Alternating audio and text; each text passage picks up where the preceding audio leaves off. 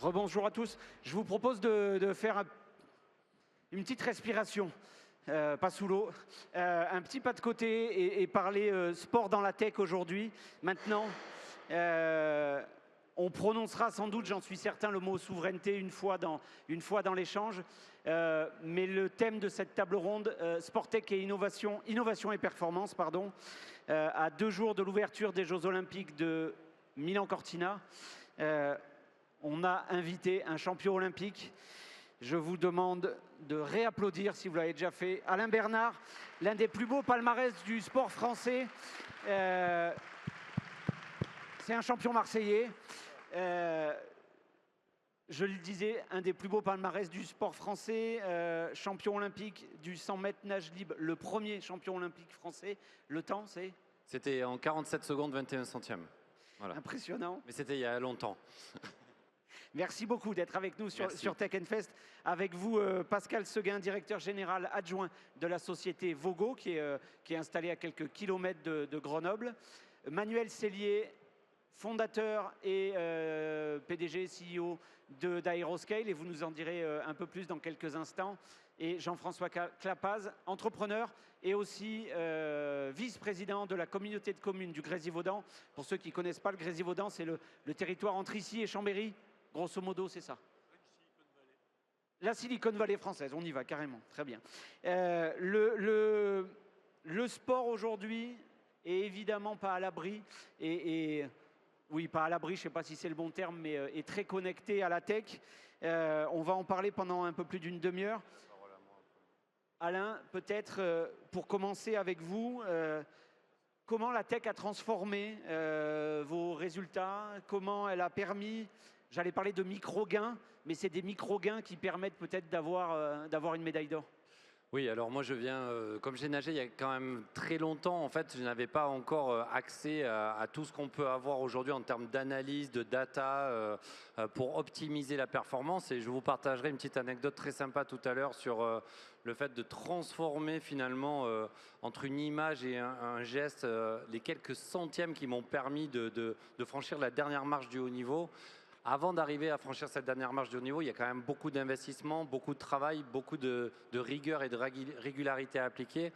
Et donc aujourd'hui, voilà, je suis fier d'être assis à côté de Pascal qui va nous présenter la solution Vogo, qui est un système d'analyse vidéo que je déploie. Je m'attache à déployer parce que j'aurais vraiment aimé bénéficier de ce système d'analyse vidéo il y a quelques années, d'où mon implication et mon engagement aujourd'hui pour essayer non seulement d'aider les sportives et sportifs de haut niveau dans les bassins, dans les piscines à performer, mais aussi de rendre cette solution accessible à toutes et à tous. Il y a deux choses. Il y a les sportifs de haut niveau et il y a le grand public. Exactement. Et donc, moi, j'ai eu la chance de faire un sport où on a pratiqué finalement, et on pratique encore dans 99,9% des cas en France, les sportifs et sportifs de haut niveau en natation s'entraînent dans des équipements publics, dans des équipements qui sont gérés par les collectivités, qui sont elles-mêmes finalement, qui construisent ces équipements sportifs. Donc, on est vraiment côte à côte de la population, et monsieur et madame tout le monde qui veut s'essayer, venir nager, venir se détendre, emmener les enfants nager, eh bien, s'entraînent dans les lignes d'eau juste à côté des sportifs et sportifs de haut niveau qui vont faire des finales européennes, mondiales ou des finales olympiques. Donc il y a une vraie proximité avec ce grand public que j'ai souhaité conserver. Et aujourd'hui, quand vous allez regarder, observer les nageurs olympiques, ils utilisent la tech au quotidien, tous les jours? Alors, ce n'est pas au quotidien. L'enjeu de l'utilisation de la technologie, c'est de l'utiliser avec parcimonie. C'est-à-dire que c'est vraiment l'entraîneur, le chef d'orchestre, finalement, de la stratégie d'entraînement, de la planification. Autour de l'entraîneur et du binôme qu'il forme avec son athlète, il y a le préparateur physique, le préparateur mental. Il y a une structure, un club associatif, une fédération qui accompagne les athlètes. Et la data est au service de la performance. La performance dans l'eau, sur le travail, le mouvement effectué, mais aussi sur l'optimisation de la récupération. En quelques chiffres, pour vous donner un ordre de grandeur, je ne sais pas s'il y a des nageuses ou des nageurs dans la salle, mais durant toute ma carrière, je n'ai compté que les 15 dernières années, j'ai nagé 50 000 km, tout cumulé. Donc voilà, un peu plus que le tour du monde en nageant. Donc tout ça pour dire qu'il y a un enjeu sur l'investissement sur le travail, mais un enjeu sur la récupération. Ce sont 10 séances de natation de 2 heures par semaine. Ce sont 3 séances de 1h30 de musculation. Et donc, le corps humain n'est pas fait pour supporter ça. Donc il faut vraiment optimiser cet aspect récupération. Et c'est là-dessus que l'on a fait beaucoup de progrès ces dernières années. Merci beaucoup. Manuel, alors vous n'êtes pas dans la natation, mais vous êtes dans le vélo. Et dans le vélo, même sur des courses qui durent 3 semaines, comme les grands tours, ça se joue parfois à quelques secondes. Expliquez-nous, racontez-nous ce que vous présentez aujourd'hui. Alors on est fiers sur Tech Fest parce que c'est une avant-première mondiale, vous l'avez à côté de vous là. Racontez-nous comment vous avez abordé, comment vous travaillez. Alors nous, en fait, ça fait déjà quasiment 4 ans qu'on travaille au contact des équipes professionnelles de vélo. Et en fait, on les aide à optimiser une partie fondamentale en fait, de l'équation du mouvement, qui est l'énergie qu'on perd. Donc en fait, on est souvent focalisé par combien d'énergie on peut produire. Hein. Maintenant, le langage commun, la terminologie commune des cyclistes, c'est les watts. Tout le monde compare ses watts, je fais 300 watts, 400 watts. Mais ce qui est fondamental, c'est que ces watts ne servent à rien si en fait on les gaspille. Et donc là, on va parler de frottement aérodynamique, frottement avec les pneus.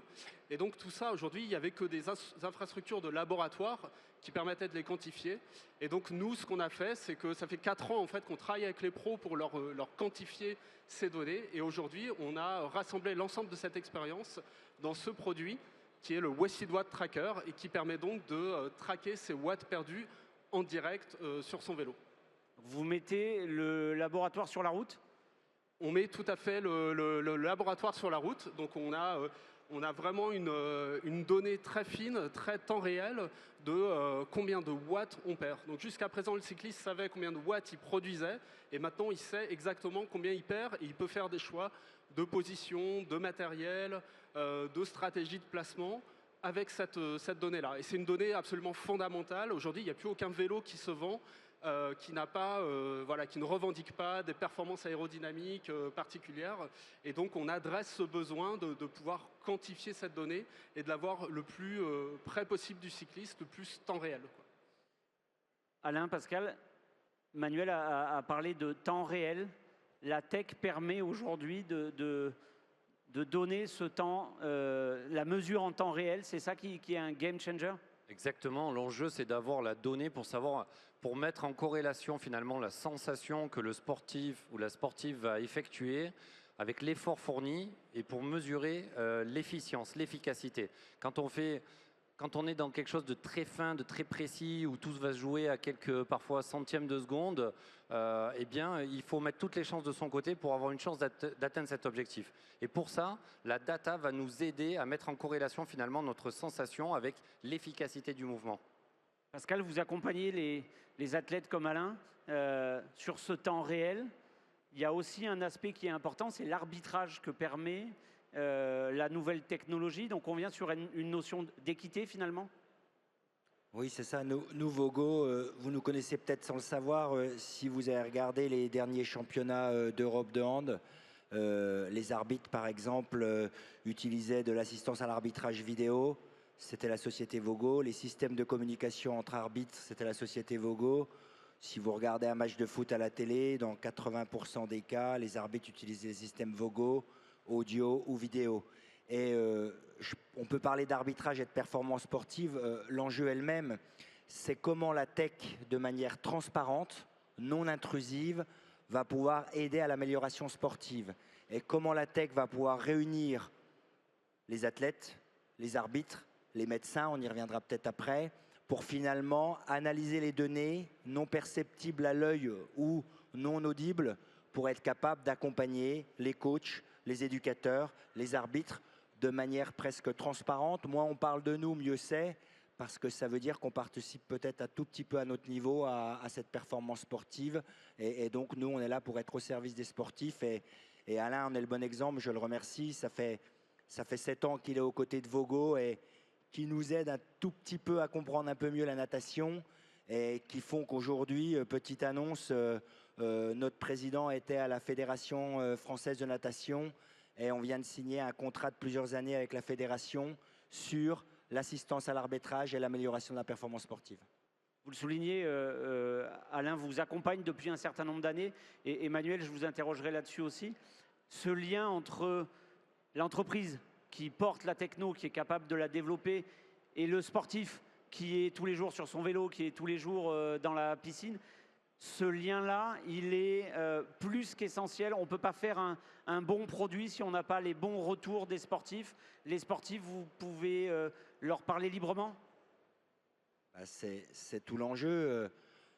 Nous, on a un petit domaine de savoir-faire qui vont être les mathématiques, le traitement du signal, les télécoms, l'analyse audio-vidéo. Les sportifs, ils ont un savoir-faire extraordinaire, c'est la maîtrise de leur sport. Et si on ne comprend pas, c'est comme un peu comme une langue, si on ne comprend pas le sport, on n'est pas capable de développer les bonnes technologies à dessein. Donc tout l'enjeu, et je dirais que Alain est un excellent traducteur, c'est pour ça que Vogo se fait accompagner d'ambassadeurs dans chaque sport. Tout l'enjeu est d'être capable, grâce à ces experts, à ces athlètes de haut niveau, de comprendre les sports et de les traduire en tech pour créer derrière une économie vertueuse et pour le sport et pour l'emploi, et on y reviendra peut-être après. C'est facile, quand on est sportif, de parler à un ingénieur, à un chercheur? Il faut adapter son langage. Je pense qu'il faut qu'il adapte son écoute. L'ingénieur, l'entreprise, la société, il faut qu'elle adapte son écoute. Il faut que le sportif parle de manière très simple parce qu'on parle souvent avec des termes techniques. Et l'enjeu, c'est vraiment qu'il y ait une traduction et une compréhension mutuelle. Une compréhension mutuelle sur le besoin à l'instant T. Mais surtout, l'enjeu, je pense, de notre société aussi, c'est de réfléchir aux besoins de demain, d'après-demain et dans plusieurs décennies. Plusieurs décennies, on est toutes et tous incapables de dire de ce à quoi on aura besoin. Néanmoins, la technologie allant de plus en plus vite, finalement, les sportives et les sportifs peuvent se permettre d'avoir des demandes de plus en plus exigeantes auprès des entreprises de la tech pour répondre à leurs besoins. À mon époque, on faisait des analyses vidéo qui prenaient beaucoup de temps. Et là, on est capable de rendre cette analyse très précise. Mais malgré tout, ça ne suffit pas. On a besoin d'aller plus loin pour intégrer finalement plusieurs flux de caméras dans une seule. Mais ça, on va y venir juste après, je crois. Peut-être Manuel, ce lien avec les sportifs, c'est vous qui êtes l'ingénieur. C'est facile de parler à un sportif? Alors moi, j'étais vraiment extrêmement surpris en fait de la qualité intellectuelle des nouveaux coureurs qu'on voit arriver. C'est plus du tout l'image du coureur un peu bébête qui des fois était véhiculée dans certains films. Là, on a vraiment des gens qui ont une compréhension très très fine. Je pense à des coureurs comme Paul Sexas qu'on a accompagné dans sa quête du titre de champion du monde junior de contre-la-montre. Il avait vraiment cette approche très fine de vouloir nous aider à traquer le moindre watt, et il est très conscient en fait que la performance, c'est pas simplement appuyer fort sur les pédales, c'est aussi faire des choix technologiques qui sont voilà, où le savoir est véhiculé par des ingénieurs, par des gens qui ont le savoir, qui sont sachants et qui aident à accompagner dans cette performance. Et aujourd'hui, le vélo, je dirais que c'est moitié du psychologique et moitié de l'accompagnement tech avec de la data. C'est plus du tout ça, c'est un sport qui s'apparente de plus en plus à de la Formule 1 où chaque chose doit être quantifiée, et les coureurs l'ont complètement compris, quoi. Il y a encore du plaisir quand même quand vous discutez avec des cyclistes. Alain, quand vous discutez avec des nageurs qui sont encore dans les bassins? Je ne sais pas, mais pour les athlètes, le plaisir, c'est la performance. Donc finalement, le conditionnement et le rythme de vie, l'implication au quotidien, elle est régie par l'ambition de l'objectif. Donc c'est-à-dire, au plus on a un objectif ambitieux, au moins on veut laisser de choses au hasard. Donc le plaisir, il est dans la construction, il est aussi dans la souffrance, la douleur physique, la douleur détresse parfois psychologique, où on se sent parfois perdu, on se demande si on va arriver à atteindre ses objectifs. Donc nous, l'enjeu, c'est de mettre tous les moyens pour essayer de tendre vers cet objectif-là. C'est ça le plaisir d'un sportif de haut niveau, je pense. Ouais, moi je partage complètement. Je pense qu'un sportif, il a envie de comprendre à quoi est due sa performance. Il a envie d'avoir des leviers pour influencer sur sa performance. Et si par exemple, il sait qu'il ne va pas très vite parce qu'il a un coefficient aérodynamique qui n'est pas suffisamment faible, mais qu'il a des leviers pour le travailler, bah, ça lui donne de la motivation, ça lui donne du désir, parce que ça lui donne un chemin pour améliorer. Et je pense qu'en fait, il faut juste accepter que la donnée rentre un peu plus dans le quotidien. Mais une fois qu'on l'a accepté, bah, ça devient une source aussi intellectuelle, qui est d'épanouissement intellectuel, qui est hyper intéressante. Pascal, peut-être comment vous travaillez avec les fédérations, notamment sur l'arbitrage? Alors, en préparant l'interview, l'échange, Alain m'a dit, moi c'est important, en tout cas, qu'on soit tous au même niveau quand on sort de l'eau à 15 mètres, c'est ça je crois, que celui qui sort à 15 mètres et 10 cm soit sanctionné. Comment vous travaillez avec les fédérations? Vous êtes aussi force de proposition pour dire, là nous on peut vous aider à mettre de l'équité? il faut être force de proposition, il faut écouter les ligues et les fédérations et les instances sportives, et en même temps, il faut essayer de venir, de troubler un petit peu tout ça pour innover. On a plusieurs enjeux. Si par exemple on regarde un sport qui a beaucoup de moyens, qui est le football, bien sûr il faut être éthique. C'est quoi l'éthique dans le football et dans les décisions arbitrales? C'est comment, sur un fait de jeu donné, j'aurai toujours la même décision arbitrale. On le voit encore tous les jours à la télé. On voit bien qu'aujourd'hui, le facteur humain est une composante forte qui crée ce sentiment d'injustice. Demain, dans l'arbitrage, comment l'IA, comment la tech, par son analyse, va pouvoir homogénéiser les décisions. Elles seront peut-être pas meilleures intrinsèquement, elles seront critiquables, mais si c'est toujours les mêmes qui sont prises sur un événement donné, elles seront acceptées. L'autre enjeu, par exemple, dans le football ou dans notre sport, comment quand nous, on voit un hors-jeu aujourd'hui, ça met 5 minutes pour se décider alors qu'on l'a vu à l'œil nu, comment la tech va pouvoir en temps réel permettre à l'arbitre d'aller plus vite. Donc on fait avec, jamais sans, et comment, encore une fois, on devient un facilitateur. Ça, c'est la notion d'éthique dans le sport. Dans des sports qui peuvent avoir moins de moyens, c'est quoi? C'est comment peut-être à terme, un arbitre virtuel va venir accompagner les arbitres existants pour l'aider à prendre de meilleures décisions. Donc tout ça, ça participe à l'amélioration du sport et quelque part à l'amélioration de la performance sportive. Vous vous doutez bien que quand vous analysez un flux vidéo dans la natation, c'est ce qu'on vient de signer aujourd'hui avec la Fédération française de natation pour améliorer la performance sportive. On sait détecter des paramètres qui sont liés à l'arbitrage, la touche au bout du mur, Alain en parlera mieux que moi, la sortie aux 15 mètres. On se sert de cette technologie pour finalement, dans des sports peut-être un peu moins monétisés, de trouver des vecteurs communs économiques, la performance, l'arbitrage, la santé, pour que le tout puisse créer une économie vertueuse dans ces ensembles de sports qui bénéficieront à terme forcément de la technologie. Je ne sais pas si, Jean-François, quand on parle de nouvelles technologies comme ça, Alain le disait, les bassins en France sont majoritairement des outils qui appartiennent aux collectivités. En tant qu'élu, on regarde tout ce qui se fait pour permettre d'offrir du service finalement à monsieur tout le monde et pas simplement aux sportifs de haut niveau. Je crois que là, on est complètement au cœur du rôle de l'élu.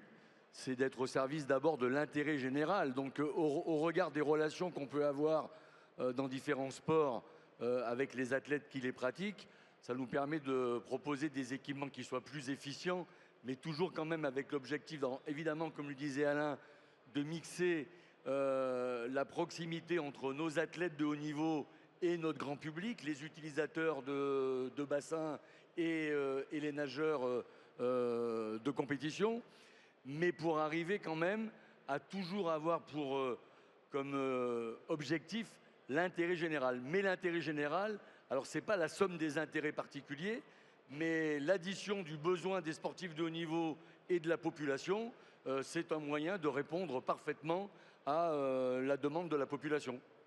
En termes de diffusion au grand public, c'est des éléments que vous regardez aussi. Il y a des fédérations qui sont riches, d'autres beaucoup moins. Mais il y a des sportifs du dimanche. Vous regardez un peu comment ça peut irriguer le sportif du dimanche. Je peux avoir votre équipement sur mon vélo? Absolument, c'est tout le but. Nous, on a envie vraiment de démocratiser l'accès à la donnée, faire en sorte qu'une donnée qui coûtait 1 000 € de l'heure à produire dans 2 endroits en France puisse être produite facilement, quotidiennement avec son vélo. C'est vraiment, voilà, nous on veut suivre ce qui a été fait avec le capteur de puissance. Je pense que le sport cycliste est incroyable pour ça. C'est le seul sport où on arrive à mesurer l'énergie biomécanique, où maintenant il y a une grosse partie des cyclistes qui embarquent ce genre de technologie. Eh bien, nous on veut suivre la même chose. C'est au lieu de suivre la puissance produite, on suit la puissance qu'on perd. On est capable de monitorer son efficacité en direct.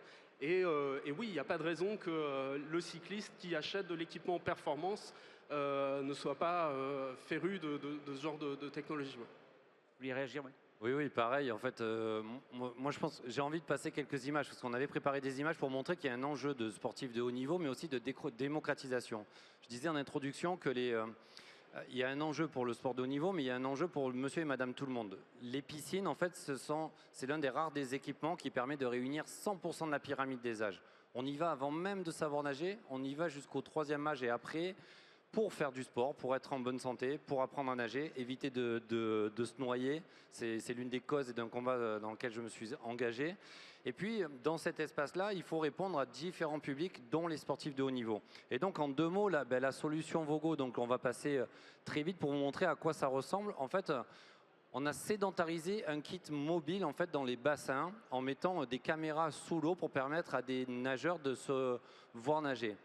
À l'époque, il fallait plusieurs opérateurs. Il fallait installer une caméra, faire une triangulation, on faisait la captation vidéo, on avait la restitution le soir même ou le lendemain. Aujourd'hui, on est capable de faire une analyse en temps réel et demain, grâce à l'IA, finalement, on pourra remplacer des personnes qui opéraient finalement la prise de vue, qui seront attachées à faire autre chose pour avoir une analyse encore plus poussée avec l'IA. Moi, j'ai envie de vous raconter une anecdote et je pense qu'elle est très sympa. C'est d'où mon engagement avec Vogo. C'est que derrière moi, vous voyez un grand tableau. N'essayez pas de lire un petit peu les indications qu'il y a dessus. Pour la petite anecdote, c'est une analyse que m'a sorti mon entraîneur. On est en septembre-octobre 2007, donc moins d'1 an avant les Jeux Olympiques de Pékin. Je viens de nager quelques semaines plus tôt la 2e performance mondiale de tous les temps, en 48 secondes et 12 centièmes. Le recordman du monde ayant nagé 47,84, eh bien mon entraîneur a décortiqué la course de ce recordman du monde, Peter Van den Hoogenband, entre 47 secondes 84 et 48,12 centièmes. En fait, il a fait cette analyse comparative. On était loin de l'IA, vous voyez, mais il y a un sens vraiment génial, avec un petit chiffre qui est entouré tout en bas à droite, où mon entraîneur me dit si tu es capable de reproduire la course avec... C'est un bassin, ça En fait, ça symbolise les différents temps de passage sur un 100 mètres nage libre, tous les 5 mètres, 10 mètres. Donc, il a compté le nombre de mouvements, la fréquence, le nombre de respirations, la vitesse de rotation au virage, avec cette analyse comparative. Et du coup, il y a un petit chiffre qui est entouré en bas à droite où il me dit si tu es capable de gagner 1 centimètre par mouvement, à chacun de tes mouvements. Les micro-gains dont on parlait tout à l'heure. Voilà, tu as toutes les chances de battre ce record du monde. Et donc, c'est devenu presque une obsession à chacun des mouvements sur des mois durant. Et donc, je vais battre ce record du monde quelques mois plus tard parce que mon entraîneur m'a fait passer un message très fort auquel j'ai adhéré. Donc là, c'est passé à travers du papier et du stylo et 3 feuilles A4 collées avec du scotch, mais ça peut passer aussi avec de la vidéo. Donc l'enjeu de la vidéo, c'est un prétexte finalement pour mettre en corrélation, comme je disais, une sensation et ce que voit l'entraîneur et surtout ce qu'il ne voit pas. L'entraîneur ne voit pas ce qui se passe sous l'eau. Et l'enjeu de ce qui se passe sous l'eau est fondamental en natation parce que c'est là où on prend tous nos appuis pour aller de plus en plus loin. Donc là, je vais passer sur la vidéo d'introduction. Mais demain, il y a un enjeu de reconstitution d'image aussi sur cette histoire de travelling avec des nageurs qui n'ont aucun capteur sur eux. Et ça, c'est fondamental. On parle de sport de très haut niveau, mais monsieur et madame tout le monde qui vient s'entraîner dans une piscine équipée d'un système d'analyse Vogo pourra partir avec son analyse vidéo. Avant même qu'il soit rentré dans son vestiaire, il aura son analyse vidéo grâce à un code NFC. En fait, il aura son analyse vidéo dans sa boîte mail avant même qu'il aille au vestiaire. Les watts qui sont démocratisés en vélo, finalement, aujourd'hui, on va avoir, alors ce ne sera pas des watts, mais on va avoir une technologie d'athlète de haut niveau accessible à monsieur et madame tout le monde. C'est ce que dit très bien Alain. Je peux vous l'illustrer sur un autre exemple qui pourrait être la santé. Aujourd'hui, Vogo, il fait le protocole HIA pour la Ligue nationale de rugby. Le protocole HIA, c'est la détection des commotions cérébrales. Dans chaque match de rugby professionnel, il y a obligation d'avoir un médecin en bord de terrain qui, au travers des flux vidéo Vogo, doit détecter finalement s'il y a eu un risque de commotion ou pas. Nous, on a monté un gros programme de recherche dans la même dynamique que la natation au travers de la vidéo pour détecter les chocs à la tête pendant un match et caractériser ces chocs en termes d'accélération pour aider le médecin à ses décisions. C'est quoi l'enjeu? C'est que je pense que j'en vois pas mal autour de moi qui ont des âges d'être parents. On a tous des enfants qui jouent tous les week-ends au foot, au rugby, dans plein d'autres sports, l'équitation, le hand, ou quand l'enfant qui a 13, 14 ans, 12 ans, 15 ans rentre, ne dit pas qu'il a pris un choc à la tête, se sent pas bien le soir, on ne le voit pas.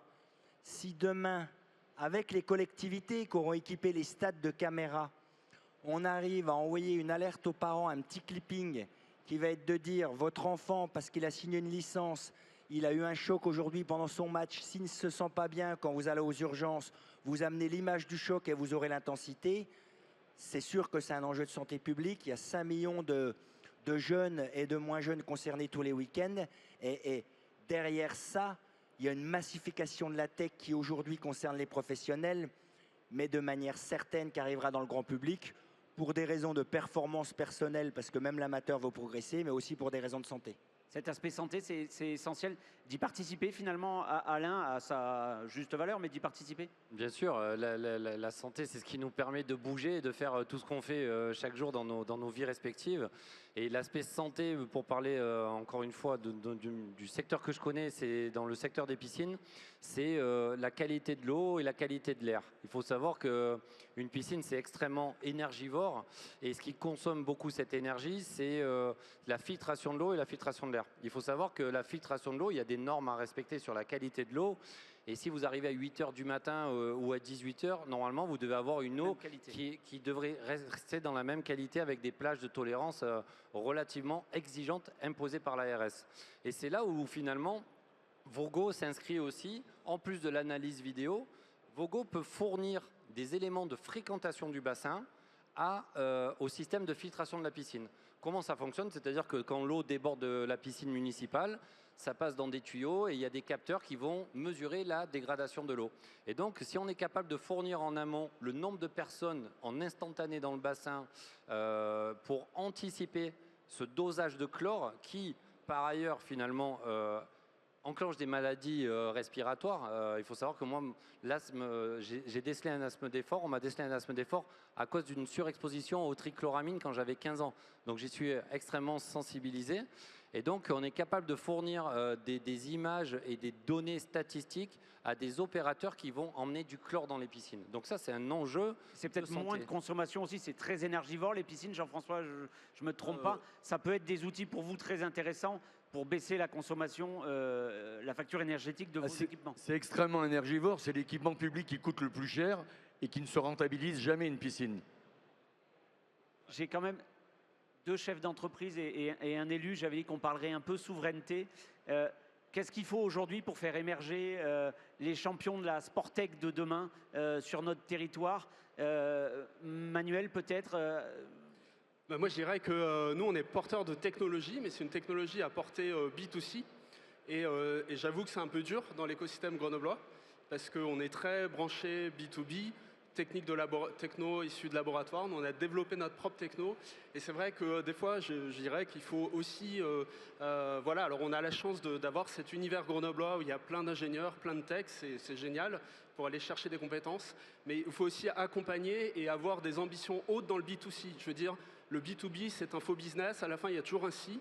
Et donc, à un moment donné, si on veut de la vraie économie et de la vraie souveraineté, il faut aussi porter ces projets voilà, B2C et les aider à avoir la place qu'ils méritent. Qu'est-ce qu'il faut, Pascal, pour faire émerger des champions français de cette Sporttech? Je dirais d'abord revenir sur nous, notre vision. Je dirais, nous, Vogo, on est membre du groupe ABO. On ne fait pas de la tech pour de la tech. On fait de la tech dans le cadre de créer une économie durable et sociale. Ça veut dire quoi? Ça veut dire que tout ce dont on parle là, c'est basé sur des capteurs. Ces capteurs, il faut les produire. On a été bien content il y a quelques années d'avoir les collectivités qui étaient là pour relocaliser toute notre production qui était en Malaisie, en Isère. Donc aujourd'hui, 100% des cartes électroniques du groupe Vogo sont faites en Isère. On a été lauréat territoire d'industrie. Jean-François et ses équipes nous ont aidés. Donc je dirais qu'il y a aussi une notion économique dans tout ça. Et je dirais que tout seul, on n'y arrive pas. Si on n'a pas les locaux pour grandir, finalement, l'urbanisme qui va bien pour accueillir nos équipes dans un cadre où des ingénieurs, il faut qu'ils soient dans un climat aujourd'hui quand même socialement intéressant pour eux. Si on ne traite pas des aspects environnementaux, si on ne fait pas du Made in France, et nous on dit même du Made in Rhône-Alpes, voire Isère, ben, je dirais que c'est tout ça qui se joue. Et c'est là où, je dirais, collectivité, monde du sport, nous, entrepreneurs ou je dirais industriels, on doit travailler tous ensemble. Et en le disant, ce n'est pas juste une phrase, c'est comment on travaille réellement ensemble pour redynamiser le tissu industriel et retrouver finalement, nous, de notre petit prisme, un peu de souveraineté numérique et industrielle. Vous êtes attentif, j'imagine, ou vous réagissez à ces propos de réindustrialiser le territoire. C'est votre rôle en tant que communauté de communes. Ah bah c'est tout à fait notre rôle en tant que communauté de communes. Bon, nous, notre job, c'est pas de faire de l'économie, c'est de faciliter la vie de l'économie. Donc pour ça, il y a grosso modo 3 axes sur lesquels on doit travailler en permanence. Évidemment, être à l'écoute de nos entrepreneurs et de leurs besoins, mais il y a l'axe du foncier, parce que pour se développer, une entreprise a besoin de foncier. Il faut qu'on prévoie notre foncier à l'avance, qu'on aménage le foncier, ce qui n'est pas forcément la partie la plus simple, pour que les entreprises puissent venir s'implanter et se développer sur le territoire. Le deuxième point, c'est quand l'entreprise est installée, il va falloir qu'elle industrialise ses produits. Donc c'est avoir sur un territoire une économie variée qui permette à chaque entreprise de trouver, si possible, autour d'elle tous les équipements et toutes les entreprises dont elle a besoin pour réaliser ses produits. Et puis après, comme on est dans le Grand Grenoble, ce qui fait notre force et qu'on met à la disposition de nos entreprises, c'est notre écosystème, le fameux triptyque collectivité, monde de la recherche et l'industrie, et la formation et le monde de l'entreprise. Manuel, vous dévoilez là aujourd'hui votre avant-première, cet écosystème que vient d'évoquer Jean-François. Il vous aide au quotidien ou c'est un affichage et c'est pas vrai? Ah non, non, par exemple, l'écosystème, nous on a été trouver un intégrateur proche qui est Mattel pour nous aider à fabriquer le produit et à faire les premières séries. Donc ça, c'est vraiment indispensable. Dès qu'on s'adresse au grand public, il faut être capable de faire du volume. Et donc sans partenaire capable de nous aider à monter en volume, c'est impossible. Donc c'est très facile de faire un proto qui a destination de prototype. C'est beaucoup plus dur de faire un produit qui sera fabricable en volume. Et il sera fabricable en volume en France? Absolument, tout à fait. On aura? En Auvergne-Rhône-Alpes? En Auvergne-Rhône-Alpes, à Moran. Voire même en Isère. Oui, là, on sera en Isère. Il nous reste 1 minute. On parle de Sportech, on parle de sportifs de haut niveau. Le sport du dimanche, mais le sport doit rester un plaisir avant tout. Je sais pas, vous pouvez m'arrêter si je me trompe, Alain, mais le sport doit rester un plaisir avant tout. Dans ce Sportech, dans cette... dès qu'on fait une sortie, on la met sur Strava, on mesure en permanence tous ces pas. Le plaisir là-dedans, il a encore sa place? Oui, je pense qu'il faut faire du sport parce qu'on aime faire du sport. En fait, il faut choisir le sport que l'on aime. Il faut apprendre à aimer le sport, même que l'on n'aime pas peut-être au début. Et c'est comme ça qu'on va y prendre goût. On va prendre goût à se construire, à se découvrir soi-même. Et moi, c'est vraiment ce que m'a appris le sport.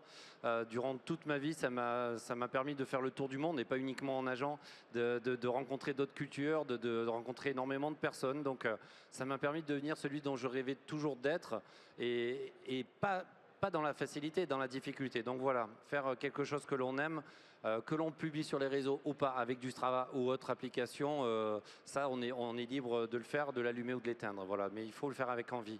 On peut continuer à faire du vélo le dimanche tranquillement? C'est tout à fait autorisé.